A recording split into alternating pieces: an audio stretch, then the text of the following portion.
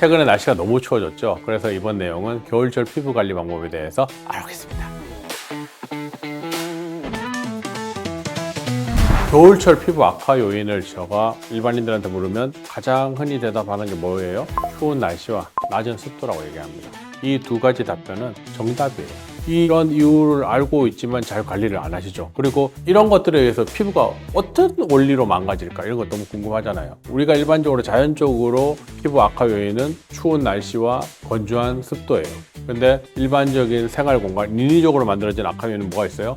히터 바람, 건조한 히터 바람에 의해서 또 피부가 많이 망가져요. 그러면 찬 바람을 쐬면 어떤 현상들이 생기냐면 피부에 있는 여러 가지 대사의 이상이 와요. 각질세포에 있는 필라그린이라는 것들이 대사를 통해서 NNF, 자연 보습인자라는 단백질을 만들어내게 되는데 찬 바람을 쐬게 되면 필라그린의 대사가 저하되면서 NNF, 자연 보습인자가 안 만들어져요. 그러면 자연 보습인자는 뭐냐면 우리가 진피에만 물을 머금고 있을 거라고 생각하는데 표피에도 실제로 상당한 부분은 물을 머금고 있어요. 그걸 자연 보습인자가 물을 포함하고 있어서 피부 표면을 약간 촉촉한 느낌을 만들어주게 되는데 건강하지 않은 피부를 가진 사람은 피부 표피의 전체 중량의 10% 미만이 물을 차지하고 있는 데 비해서 건강한 피부를 가지고 있는 사람은 전체 피부 표피 무게의 30% 정도까지도 물이 차지하고 있어요. 그래서 NNF가 그 물을 가짐으로써 건강한 피부를 만들어주게 되는데 필라그린의 대사가 진행되지 않으니까 그 대사 산물인 단백질이 안 만들어지고 그 단백질이 결국은 NNF가 되는데 그게 안 만들어지니까 물을 머금고 있는 물질들이 안 만들어지는 거예요.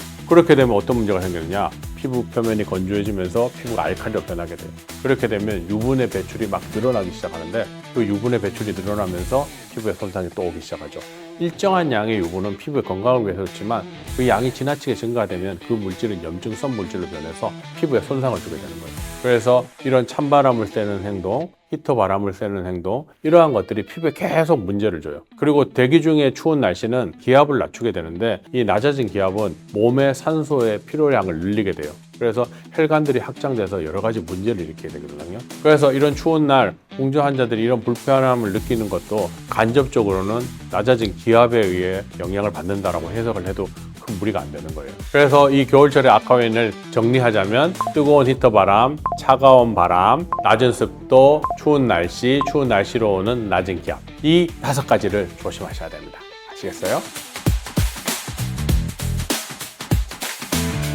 그러면 겨울철 피부 관리 어떻게 해야 될까요? 앞에서 말한 악화 요인 5개를 다 피하면 좋아지지 않을까요? 그래서 그 피하는 방법을 어떻게 설명을 하냐면 우선 피부 장벽의 손상이 큰 문제가 되잖아요. 그래서 피부 장벽의 지질과 유사한 물질인 세라마이드를 이용해서 피부가 건조해지는 것을 막아준다. 그리고 두 번째, 히알루론산 성분이 포함된 보습제를 이용해서 피부 표면이 촉촉하게 만들어주면 NNF가 가지고 있는 기능을 대신하게 해줄 수 있다. 그리고 가장 중요한 세 번째, 찬바람이나 이런 건조한 환경에 대해서 직접적으로 노출을 막아주는 게 가장 좋겠죠.